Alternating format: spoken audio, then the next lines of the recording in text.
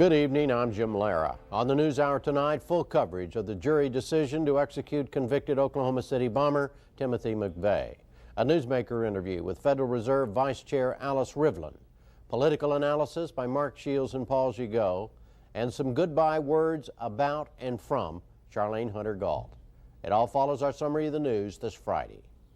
Major funding for the NewsHour with Jim Lehrer has been provided by the Archer Daniels Midland Company, ADM, supermarket to the world.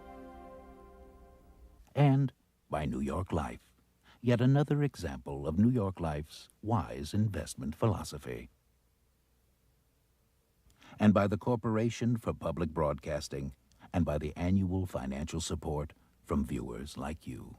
Timothy McVeigh was sentenced to death today for the Oklahoma City bombing. The jury in Denver came to that unanimous decision after deliberating 11 hours over 2 days. The same jury had found the 29-year-old McVeigh guilty of planning and executing the explosion that killed 168 people 2 years ago. The judge said the jury's decision was final and he would formally render the death sentence in a few days. We'll have more on this story right after the news summary. In economic news today, inflation at the wholesale level dropped for the 5th straight month. The Labor Department said the producer price index declined 0.3% in May.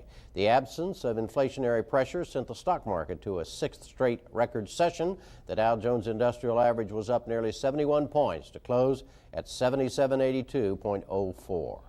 President Clinton signed disaster relief legislation into law last night. He did so 2 hours after Congress passed the stripped-down version. Republicans agreed to drop 2 amendments the president objected to. One involved the census, the other government shutdowns. White House spokesman Mike McCurry said the president signed the bill without much fanfare because he did not want to celebrate.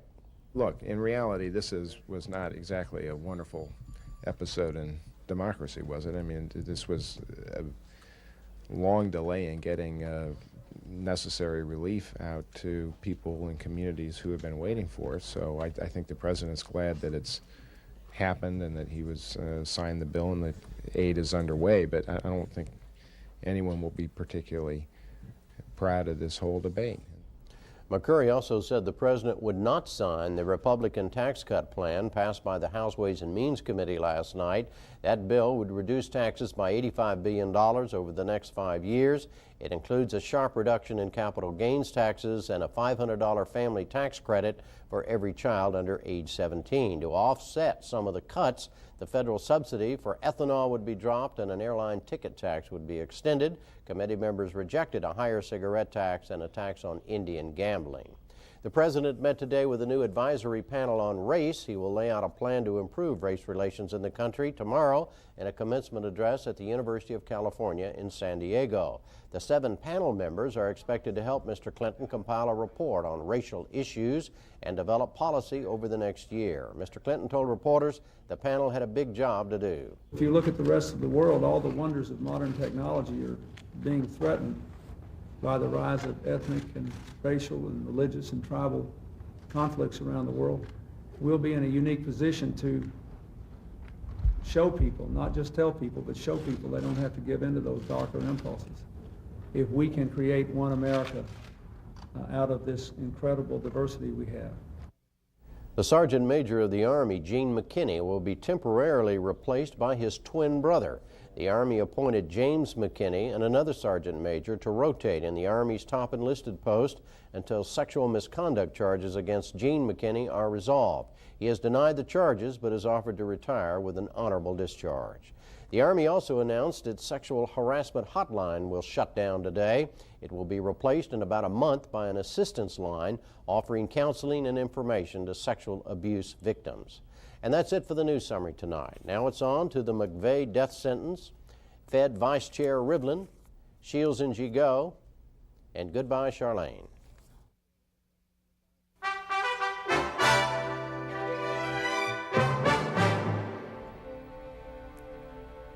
The death sentence for convicted Oklahoma City bomber Timothy McVeigh leads the news of this day. The jury of 7 men and 5 women unanimously agreed McVeigh should be put to death. They deliberated for nearly 11 hours to come to their decision. After the sentencing verdict, McVeigh's defense lawyer, Stephen Jones, spoke to reporters. The jury has spoken, and their verdict is entitled to respect, and all Americans should accord it that respect until such time, if ever, it is overturned by a court of competent jurisdiction. We ask that the barriers and intolerance which have divided us may crumble, that suspicions disappear, and that hatreds cease, and that our divisions and intolerance being healed, we may live together in justice and peace. God save the United States of America. God save this honorable court.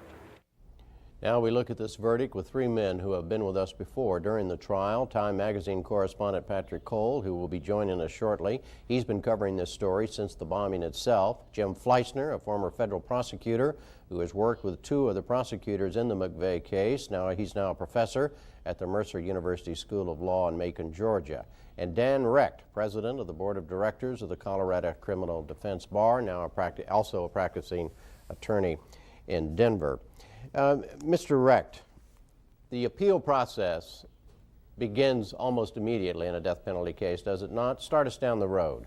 It begins immediately. There's no question but that the appeal process will take many years. Jim, there are 13 people on federal death row now. Their appeals have been going on, I think, many of them over 5 years, and none of them completed. So there are no death sentence dates for anybody on federal death row, and the process is a long one. Yeah.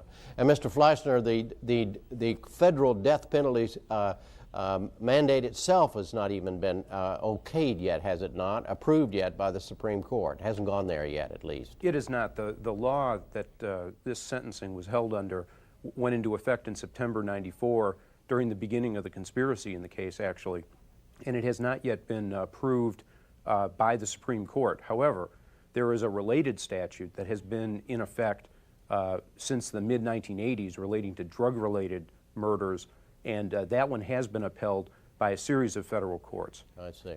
Patrick Cole has joined us. Patrick, set the scene for us, if you can, in that courtroom when this verdict was returned this afternoon. Well, again, there was a feeling of nervous relief, I guess you could say. There was great anticipation, just like there was in the guilt phase. But you know, the victims were very anxious to see what the jurors had decided. Timothy McVeigh walked into the courtroom again, a complete surprise, with a smile on his face, talking to other lawyers who were part of the defense team.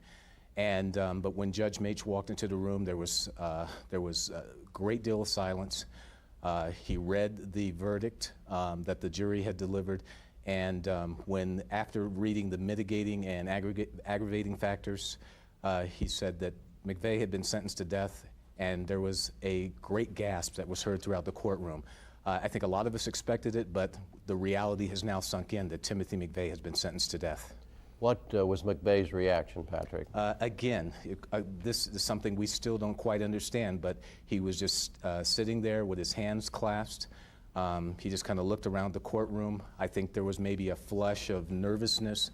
The reality had sunk in that he had been sentenced to death, but again, there was no cringing by him, no pain, no nothing really. It was as if he were expecting and awaiting this decision. He said nothing to his lawyers or anything like that? No communication of any kind? No communication during the reading of the death sentence. On the other hand, his parents were visibly upset.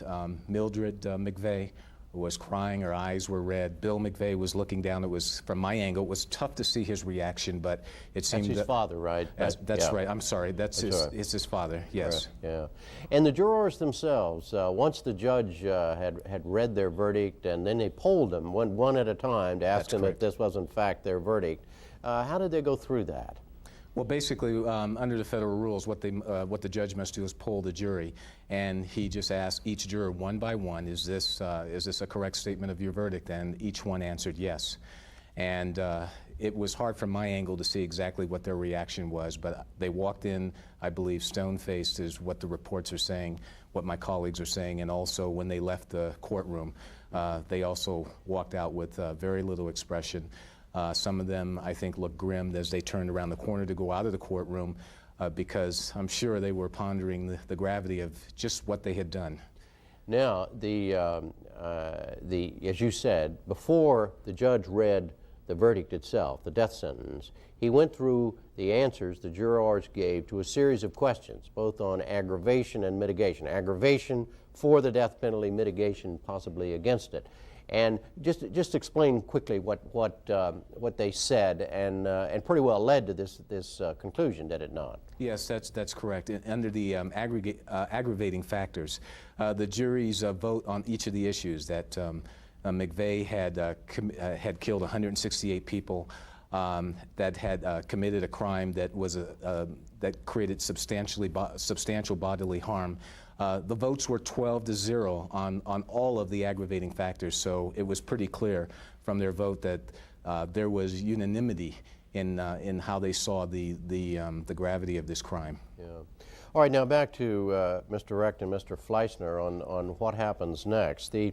Fleischner, from your point of view, and I'll ask Mr. Recht the same question, if this case, there is an automatic appeal, but based on your knowledge of this trial, where are the possible appeal points?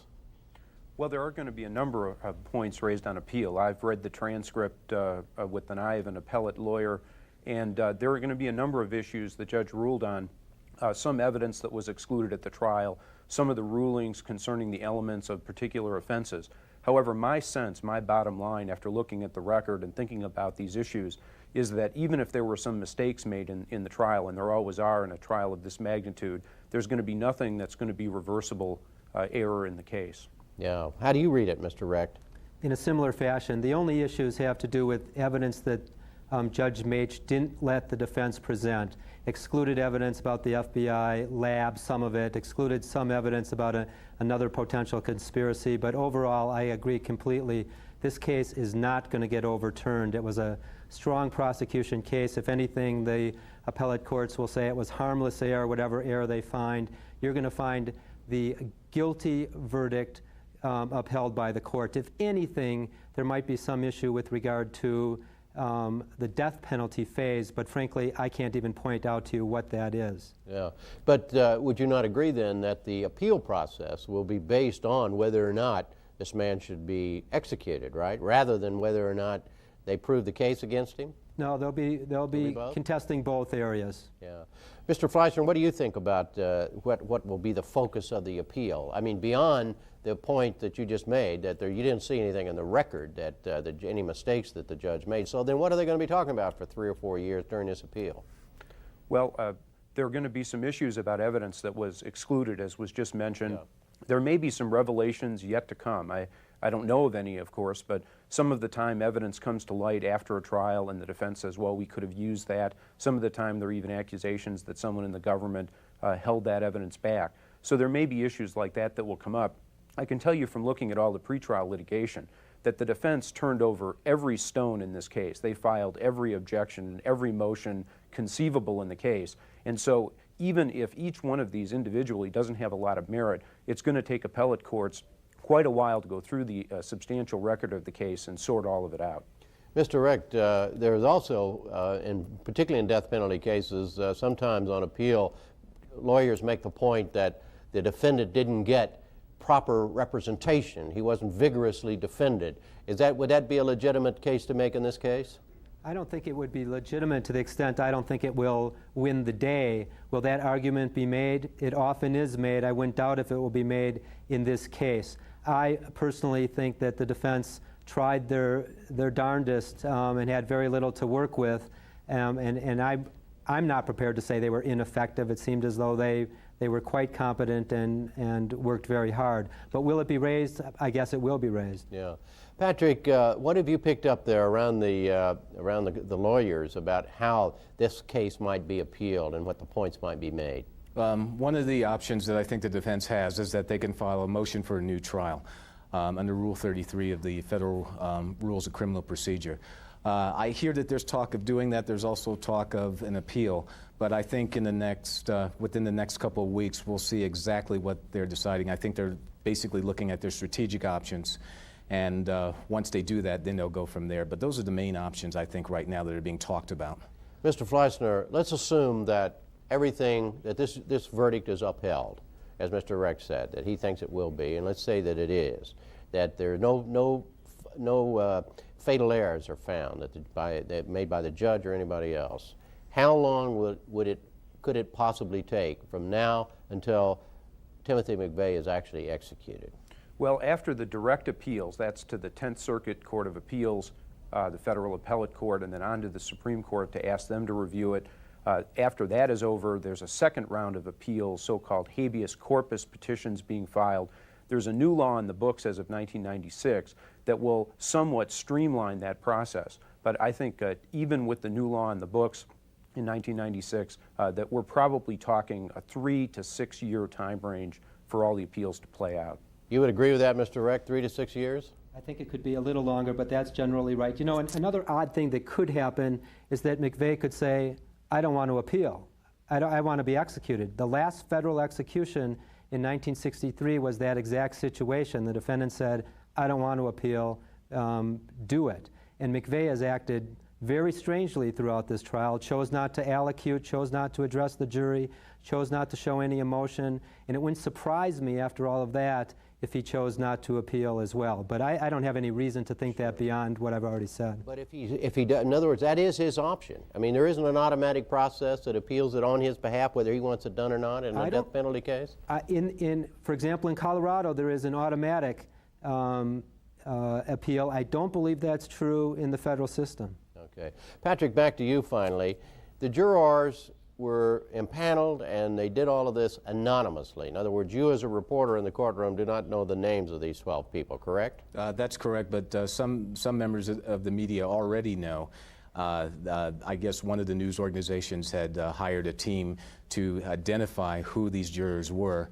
And even in the court today, Judge Mage said that because Mr. Nichols, Terry Nichols, the other defendant in this case, had filed a motion basically citing some concerns about media coverage that will precede his case, because now that the names of some of the jurors were known, what Judge Mage did was instruct the jurors to use their discretion. He said, constitutionally, I cannot bind you from not speaking, but I remind you that there is another case. Please do not say anything about Mr. Nichols. As a practical matter, is the press going to go after these 12 people? If we can, and if they're willing to talk, we will, because constitutionally there are no restrictions, and I think, like any journalist, you want to find out how the minds of these jurors work during the deliberations. Now, when is the Nichols case has not yet been scheduled, has it? It has not been scheduled at this point. I think right now it's unclear when it will begin. Mr. Nichols' lawyers are considering various options, such as possibly change of venue out of Denver and even out of Colorado, because they feel that perhaps the jury pool in Colorado right now might be tainted, or might have had been exposed to a lot of news about the McVeigh case. Yeah. All right. Well, gentlemen, thank you again for being with us.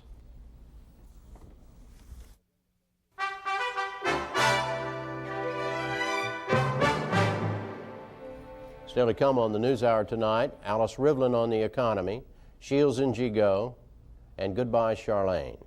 Ms. Rivlin is with our economic correspondent, Paul Salmon of WGBH Boston. Well, today another record for the stock market and another indicator of low or no inflation. Meanwhile, unemployment remains low and growth continues strong. By most historical measures, it's an unusually rosy economic picture. Here to talk about the short and the long of it, Federal Reserve Vice Chair Alice Rivlin. And Vice Chair Rivlin, welcome. First, from your perch now at the Federal Reserve, how rosy is it? Well, the current situation is very good. It's terrific. It's hard to imagine how the economy at the aggregate level could be going any better. We have good growth, we have low unemployment, and we have very little inflation. As an economist, how surprised are you? I mean, you seem a little like wowed by it, no? Oh, I'm surprised, because most economists thought this couldn't happen. They thought that we could not grow this fast, have this low unemployment, and at the same time not be seeing more signs of inflation. Right. It's the combination that's really the surprise. Now, the producer price index down for the 5th month in a row. So where's that inflation that the Fed, before your time and during your time, is always worried about? Well, it may be still to come. Producer prices have been going down over several months. But what you have to look at is what's happening to wages, and with very low unemployment, naturally wages are going up. They haven't been going up terribly fast, but that could give us pressure on costs and prices in the future. You know, on this show, year after year, unemployment can't go down below 6% without triggering inflation. 5.8%, 5.5%, 5.3%. Now we're at 4.8%, and there's still no sign of it. So, I mean, why were economists so wrong? Well, we're not quite sure. But clearly we've had good productivity increases. We may be benefiting from some of the hard things that we all did in the 1980s and early 90s. Companies took a hard look at what they were doing, downsized, fired a lot of people, which was very tough, but became more productive. They invested in computers in a big way, and maybe that computer investment is finally paying off in productivity.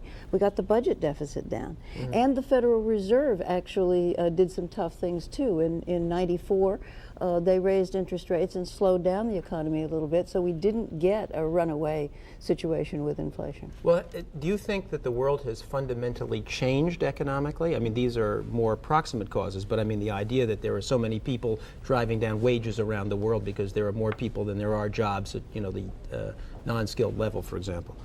Well, certainly the world is more competitive globally than it's ever been, and that will probably only get more so.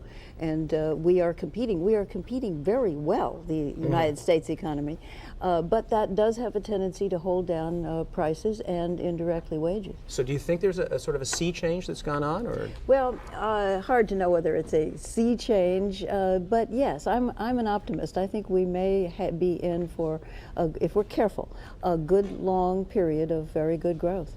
All right, so unemployment's now the lowest it's been in 24 years. Why is that? Well, because consumers are buying and businesses are investing, and everybody has to hire more people. In fact, many businesses would hire more people than they now have if they could find the people with the requisite skills. Again, surprising, I take it. Yes. Yeah. And today, another stock market record. So what's happening on Wall Street? Well, Wall Street is feeling optimistic about the economy, and you have to be really optimistic about earnings to justify these levels of prices of equities. But apparently, people feel things are going great. But even when unemployment went down, the Wall Street, the stock market went up, which is usually not what we think is going to happen the other day, right? No, that's right. I think that Wall Street has been reading, as we all have, the signals which are in both directions, strong growth, but some softening of growth. Retail sales have not been very strong recently, and that may mean that the runaway exuberance of the economy in the first quarter is slowing down. So was Alan Greenspan wrong to warn about irrational exuberance on Wall Street back in, I think, December it was? Oh, no, not at all. One of the things that one should worry about is that people get too exuberant, particularly in the stock market. And, you sound pretty exuberant, though. Well, but one also has to be cautious. The stock market going up could make people feel wealthier and have them spend more even when they haven't realized those gains. That could add to the pressure on the economy. So it's something that one ought to watch, especially the Federal Reserve. So does all this good news mean that the Fed won't raise interest rates next time we meet? You meet? I'm not there, but next time you meet. We will consider very seriously the pros and cons of that, and we do have to look at this low unemployment and whether it could be giving us inflationary pressure down the road, because the Fed has to anticipate. We're paid to be worriers, and we have to be sure that the economy isn't overdoing it. But you don't seem terribly worried just at the moment. I mean, well, here. Anyway. I'm an optimist, and I think over the next few years we're likely to have quite a good economy. Do you feel that the Fed really has its hand on the tiller now? I mean, that you really can navigate the economy? Economists used to be very skeptical about that notion of fine-tuning, of navigating perfectly, and yet it seems like the Fed has done a great job if you look at it sort of, I mean, you know, just on at first glance. Things are going very well right now, but eternal vigilance is very important, and I don't think that we've repealed the business cycle or made it impossible in any way for inflation to take off. So it's a question of balancing the good news of the present against some risks of the future. You know, a year ago, here on the NewsHour, too, we were talking about economic insecurity, and everybody was talking about that. Now we're talking about sort of a magic economy. And I'm wondering what's happened. I mean, why has there been this sort of change in the public's, everyone's perception of the economy? Well, things have gone well, but that doesn't mean there isn't economic insecurity. One of the mysteries is why wages haven't gone up faster when unemployment is so low. And it may be that part of that is people are concerned about the future of their jobs. They don't want to leave their job and go look for another one because technology is changing very rapidly, and there is some reason to be concerned. And so finally, what do you worry about besides this? Black youth unemployment, say? I mean, foster kids can't find places in New York. I mean, what are your main concerns at this point? Oh, I think the biggest things that we need to worry about are the inequality of income. We need to seize this opportunity when unemployment is very low to make sure that we're improving education and skills, and that we're really working to make the welfare reform work. In this kind of economy, it will not be that difficult to move people from welfare into jobs, but it won't work if we have a recession. Well, Vice Chair Rivlin, thanks very much. Thank you.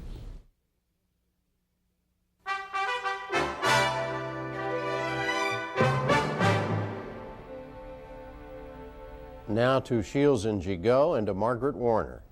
And we get our regular end-of-the-week political analysis from syndicated columnist Mark Shields and Wall Street Journal columnist Paul Gigot. Paul, last Friday we were talking about the fact that the Republicans had passed this disaster relief bill with these riders. The president said he was sure to veto. You said you thought the Republicans could win this thing, but yesterday they backed down. What happened? Well, I said the Republicans could win if they were willing to fight and make their case. And instead, they folded faster than the Italian Africa Corps, and which may be unfair to the Italians.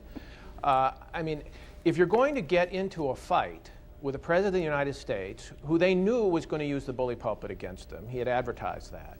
They knew the media was not going to be, at least initially, playing their way.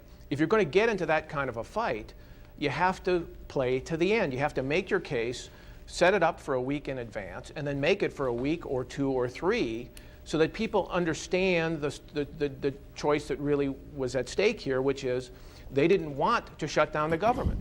By cutting and running so fast, what's happened is they get the worst of all possible worlds. They look to be mean-spirited, and they look to be incompetent. So this thing has fiasco written all over it. Was that the problem, Mark? They didn't tough it out, or was it a bad strategy? It was a bad strategy. They had no fallback position. Once the president took his position, vetoed it, it was an institutional clash. The president stands at the highest point of his presidency in popularity. The Congress is divided. The Republican side is divided. There are great fault lines within the party. Bob Livingston, the chairman of the House Appropriations Committee, and Dick Armey, the majority leader, are not really on speaking terms. They're blaming each other, faulting each other. Livingston thought it was a bad idea. He thought it was a bad idea. Newt Gingrich thought it was a bad idea. John Boehner, the fourth in Republican leadership, is letting people know that it was Army's idea and not Gingrich's idea. So, I mean, you've got all of these divisions at work. But beyond that, I think, Margaret, beyond the external, internally, it's devastating. It's devastating because what Paul talked about, the ineptitude, it sends a vote of non-confidence within the Republican caucus. It's one thing to say you're ideologically out of step, but when people start to doubt your leadership, your strategic thinking, your ability to make and to hold a decision that's in the interest of the party, then disunity is the result. I talked to one very, very prominent Republican today who said it had all the smell to him this past week for the Republicans on the Hill of the Democrats in the summer of 1994 and their failure on the crime bill. When you could feel the Democratic cohesiveness as it had existed in the first 2 years of the Clinton presidency just coming unglued. And I think that's what's really a threat here. Do you see that, Paul? that it's much deeper. It's really an internally very corrosive event to have occurred among the Republicans. Well, I've talked in the past about the lack of confidence, intellectual and ideological confidence that exists in the Republican Congress since the election before. But this goes beyond that. This does go to the question of whether or not you have a leadership that is trusted by the members and a leadership across Senate and House that trusts each other. I talked to people in the Senate this week about what was happening, and they were blaming the House. Then I talked to people in the House, and they're blaming Trent Lott. And Trent Lott is in different Senate members who bailed out on each other. There's no coherence. There's no leadership. And the problem is, and I think that Mark is right about this, I don't see anybody stepping forward to demonstrate that right now. And so I think the president has taken their measure, and I think that he is going to look to drive this kind of wedge against the Republicans on all of the spending bills to get his priorities, and I think he's setting up the tax bill for a veto that's going to create more problems for the Republicans. But you said there's nobody stepping forward to take the leadership, so you're saying Newt Gingrich, the Speaker, is not able to do that or not willing to do that? Well, Mark said that that Newt Gingrich wasn't for this. That's true about 2 weeks ago. But then when they came out of the recess, he surveyed all the members in the leadership. This is my information. And they said, what do you think we should do? And to a man on the House side, except for Livingston, who's the chairman of the Appropriations Committee, they all said, we'll do it, we'll do it, we'll do it. Well, so Gingrich said, okay, let's go ahead and do it. I mean, if you're Speaker of the House, you have to be able to say, wait a minute, if you think this is a bad idea, let's not do it. You don't fall in line behind Dick Armey and Boehner and the rest of them if you think it's suicidal. And I think the weakness that Gingrich has politically suffered since his ethics problems was really showing in this case, because he was not in a position to be able to look at the other people and say, this is a bad idea, or if we're going to do it, we have to do it this way. So there's a lot of tension within the leadership itself about which direction to go, and it's like any political group run by a committee. They're all running around shooting each other. Mm-hmm. Well, Mark, then this week the Republicans also came out with the first part of the overall budget plan, which is the tax bill. Mm-hmm. Now, first, explain what happened among the Republicans when the chairman, Bill Archer of the Ways and Means, who came out with this tax bill, within 2 days had to roll back some of the provisions because some of his own members didn't agree. What's going on there? Bill Archer, understand what has happened. Not only did the Republicans were weakened by what happened this week, the president was strengthened. The president, who's had his own troubles and been besieged by bad headlines and campaign finance stories, looked like Gary Cooper in High Noon, standing up, and the other side capitulated and surrendered. What was supposed to be Yorktown turned out instead it was supposed to be Saratoga, turned out to be Yorktown. And I think what happened in the Ways and Means Committee is you get Bill Archer, who's the chairman, who has been in the minority his entire career. This is his one chance to write a tax bill, in all likelihood, in all reality. And he's a man who believes firmly in tax cutting. And one of the things he wanted to cut was the minimum alternative tax, which corporations, individuals that have great wealth or income and because of write-offs don't have any tax liability in a particular year. There's a minimum liability that's been assessed in the past. I mean, this was to kind of put a lid on public outrage at Exxons and GEs, paying no taxes. So immediately, John Boehner and some other Republicans said, wait a minute, this is just going to be a killer. The Democrats are going to hit us over the head with this, and the Democrats were. And so he had to pull that back. And I think what you saw this afternoon was a message from the president's press secretary that there were provisions in the bill the president didn't like, and although he didn't say veto, walked right up to the edge of that. And the president can do that now because of what happened earlier in the week. He's very much in the leadership, in the dominant position in the relationship with the Congress. Do you agree, Paul, that there's a real connection between what happened on the disaster relief bill and what's now unfolding on the tax bill? Well, sure. I mean, the president is strengthened, but I disagree with Mark on a couple of things regarding the tax bill. One thing, John Boehner, who didn't like the alternative minimum. Just explain who he is. Yeah. He's the, I think, number 4 man in the Republican leadership.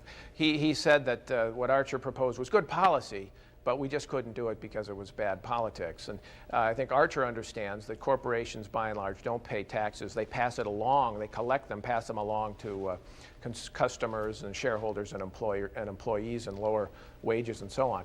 So, but what Archer was doing politically was making the first offer. I think he understands that he's not going to get everything in this tax bill. And ultimately, he's going to have to go into negotiation with the president. And what he wants is some things he can give away to get what he wants. And I think the alternative minimum tax, because of its political, it's difficult to defend politically.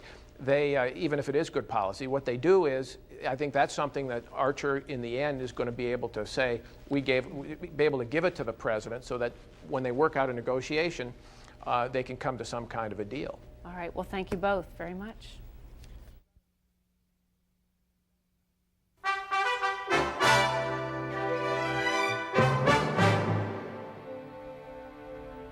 Now a pre-Father's Day look at what Dad may pass on to his daughter. New scientific research was reported this week in the British journal Nature. We begin with this report from Andrew Veach of Independent Television News. The scientists have found that a gene or a group of genes, probably acting directly on the brain, accounts for basic differences of behavior in men and women. What we might call feminine intuition, as it were, the ability to suss out a social situation by observing nonverbal behavior, by observing nuances of expression in voice and so on, that set of skills has a genetic origin. The discovery comes from studying 80 patients who, like Kylie Smythe, have Turner's syndrome, a genetic disorder which only affects women. It causes problems in social relationships, but it does not affect intelligence. It's really just a problem. It's not my whole life. It doesn't really matter that much. Don't have to feel sorry for me or anything. The cause of Turner's syndrome is a missing X chromosome. Girls have 2 female X chromosomes, one from their father and one from their mother. In Turner's syndrome, one or the other is missing. Today's discovery shows that the girls who retained the single X chromosome from their father were far better socially adjusted. The conclusion is that the gene for sociability is on the X chromosome from the father.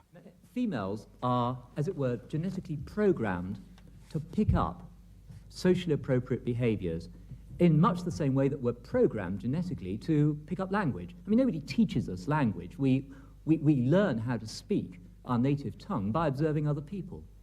And so I'm suggesting that girls learn the social mores of their social group by observing other people. But boys don't have that advantage. They have to learn social skills. It isn't disastrous for you guys. It's, you can be taught those skills which come so easily to us. A boy gets an X chromosome from his mother and the male Y chromosome from his father, so he misses out on the sociability gene. In effect, he lacks female intuition. The finding may explain why far more boys than girls suffer from autism. Children find it so difficult to socialize that they appear to withdraw from the world. And why men are more likely to suffer speech disorders, language difficulties, and reading problems. I think the pendulum is swinging now back to the idea that quite a few behavioral differences are influenced by genes. 20 years ago, that was almost a shocking thing to say. I think most people would accept that that's now possible.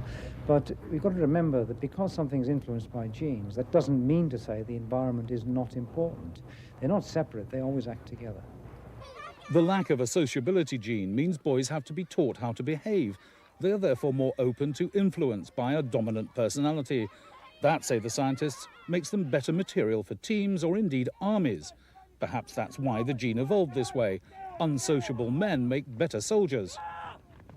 I think that what we found is some reason behind the fact that there are differences. But no, I think that we, as females, have learnt to live with you all since time began, and we wouldn't swap you really from the way you are. Charlene Hunter-Gault takes the story from there. To tell us more about genetics, environment, and human behavior, we're joined by two specialists in this field. Dr. Fred Gilbert is the co-director of the Division of Human Genetics at Cornell Medical College and New York Hospital. He's also a clinical geneticist. And Kathy Katz is a pediatric psychologist at Georgetown University Medical Center. She works with children with developmental disabilities. And starting with you, Dr.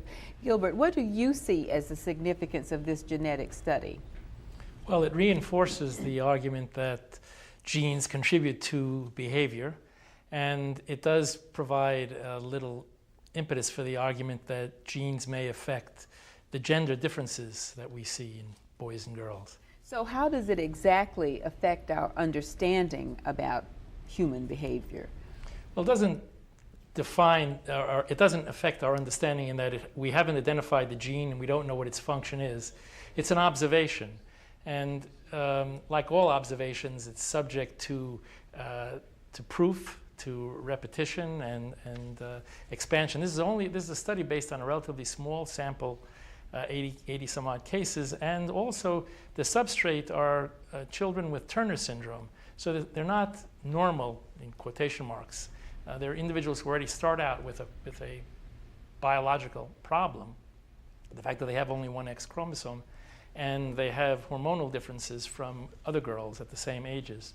So it's more complicated than just saying that this defines a behavioral change. Mm-hmm. It's more, behavior is probably certainly affected by multiple genes, and this is the effect of only one gene. Dr. Katz, what do you think? What is your perspective on what this all says about human behavior and how genes, what influences gene behavior? Well, I think that we're at the beginning of a very exciting era in terms of gene research, because by studying differences in certain populations who have particular genetic problems, we develop a better understanding of what genes may contribute to certain kinds of behavior. And this kind of research with this group of girls who have a particular kind of learning profile has enabled us to begin to understand what the contribution of certain genes might be, and also that there will be differences in terms of the information that's given from genes that the father transfers onto the children versus information that the mother's genes may transfer. So given Dr. Gilbert's caveat, I mean, do you accept at least the beginning notion that genes, do influence social behavior? I think that genes probably strongly influence certain kinds of learning behaviors.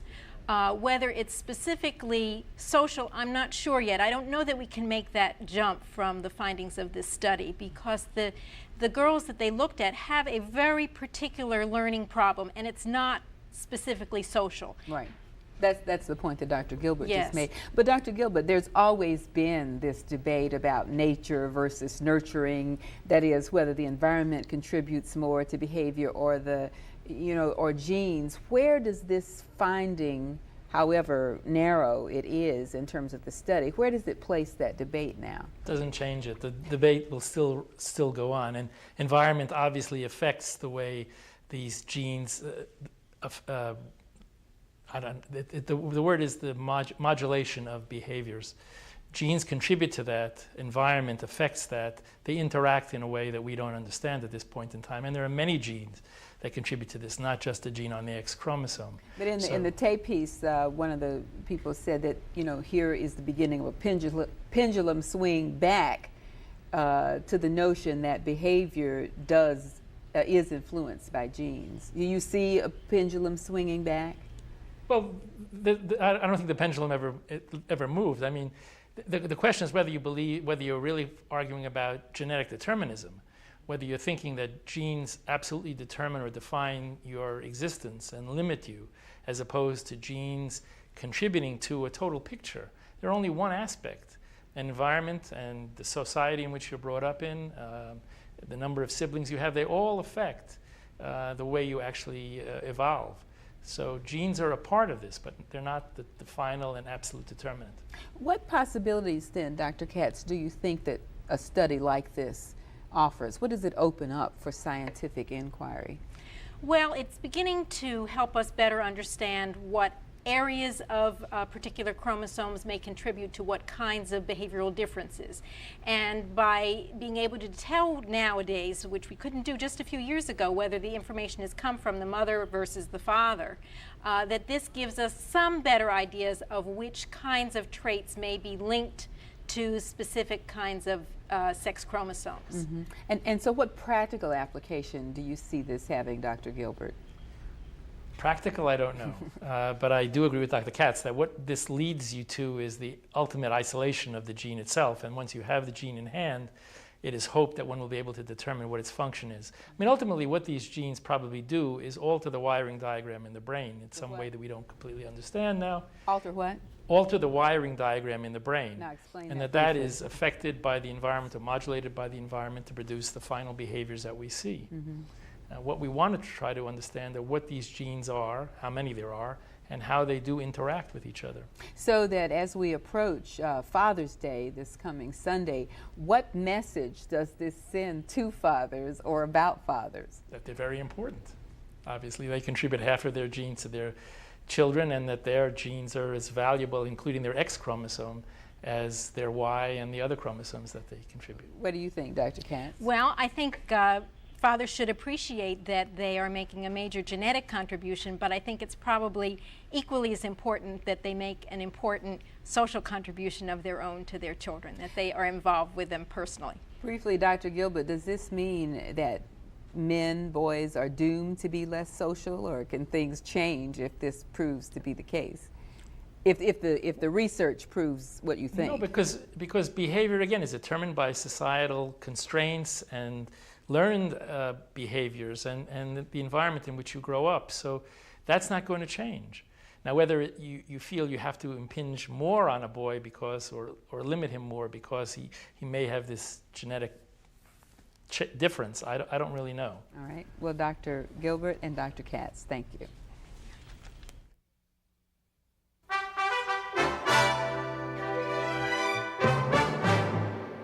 Again, the major stories of this Friday. Timothy McVeigh was sentenced to death by the Oklahoma City bombing jury in Denver. Inflation at the wholesale level dropped for the 5th straight month, sending the stock market to another record high. And President Clinton signed disaster relief legislation into law, but said he would not approve the Republican tax cut bill as currently written. Finally tonight, some words about and from Charlene. She takes her leave from us tonight after nearly 20 years. First, the words about her and to Kwame Holman. This is where it all began, December 8, 1977, Charlene Hunter Galt's first day on the job for the then McNeil Lehrer report. Well, it didn't all start there. Charlene was Charlene long before the McNeil Lehrer report. Back in high school in Atlanta, she was a star, at the top of her class and prom queen. Charlene took that title and ran with it, all the way to the University of Georgia, where she sued to become the first black woman admitted to the then all-white university. Vernon Jordan, one of the lawyers who worked on her case, recalls that time. I had the duty of putting my long arms of protection around Charlene. The fact is that she did not need me. She was so full of courage and fortitude and stamina and perseverance. She was 18 years old. And I was there, but not needed. She could have managed that crowd and managed that process all by herself. And her mother was there. And we were helpers, but she was the star. A few years after college, Charlene moved to New York City to become a journalist. She began as a reporter for the New Yorker magazine.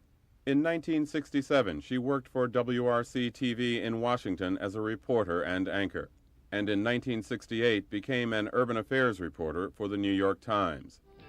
Then, in 1977, she noticed a small news program on PBS.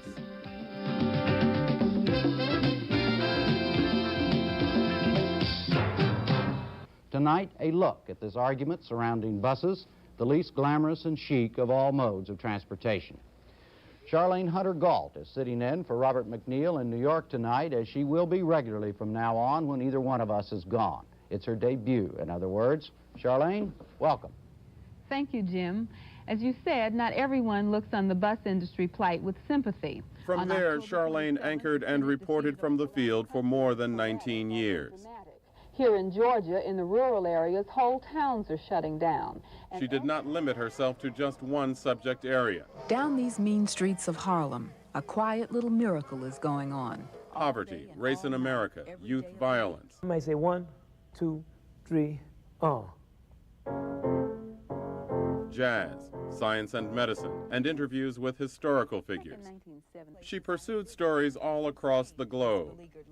The Grenadian government sold what was left of these bomb-scarred wooden shacks, and the Grenadians who bought them have carefully dismantled them and gone to rebuild them elsewhere. The aftermath of the conflict in Grenada. Apartheid's People, an award-winning report on the effects of apartheid in South Africa. And Charlene returned to South Africa to be one of the first journalists to interview Nelson Mandela just days after his release from prison. What in your background enabled you to have the stamina, you think, and the fortitude and everything else it took to withstand 27 years behind bars? I have pointed out to many similar questions which have been put to me that I would find it difficult to answer this question.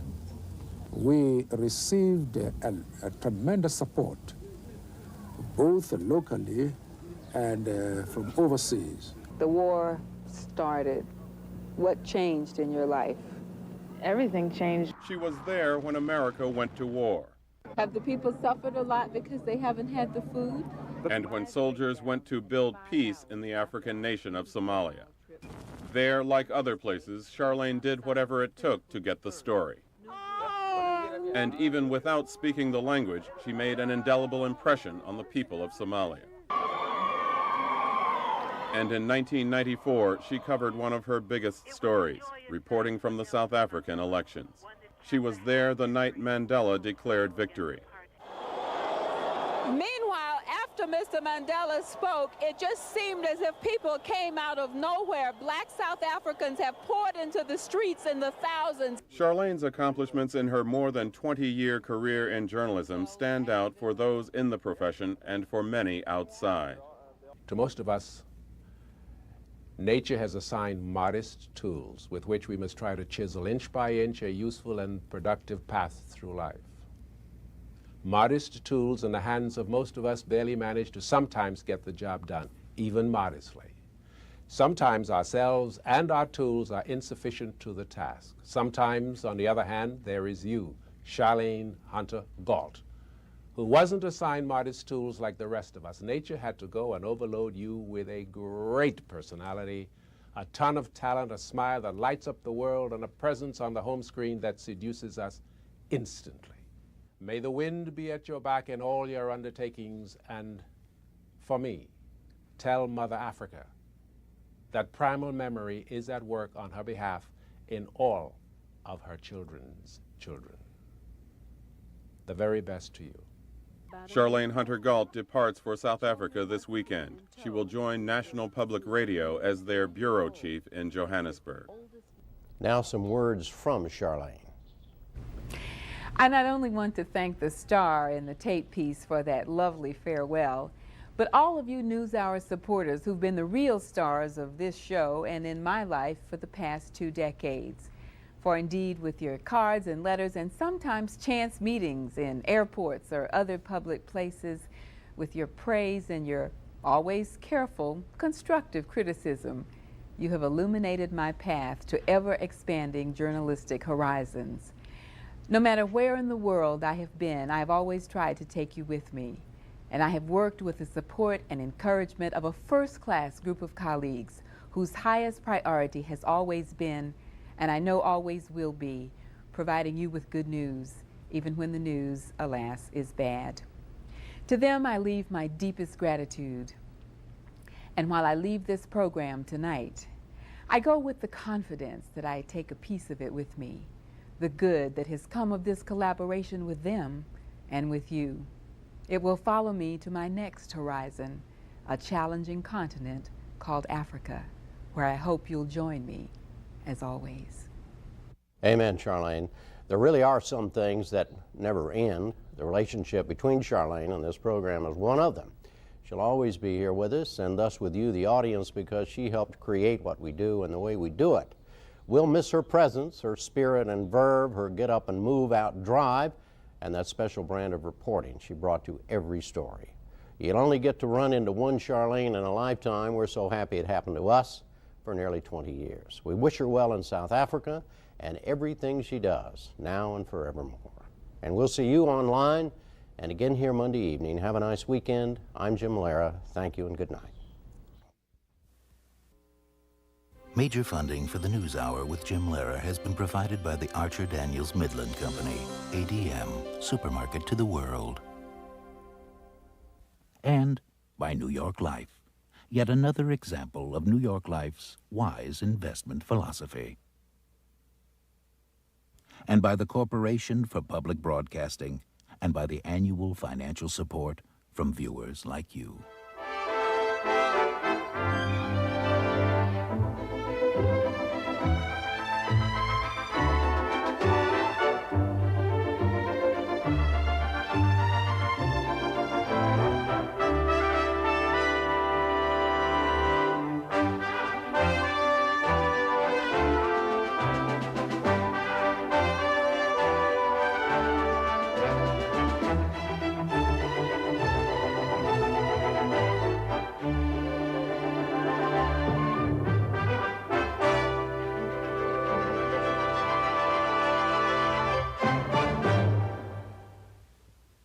Video cassettes of the NewsHour with Jim Lehrer are available from PBS Video.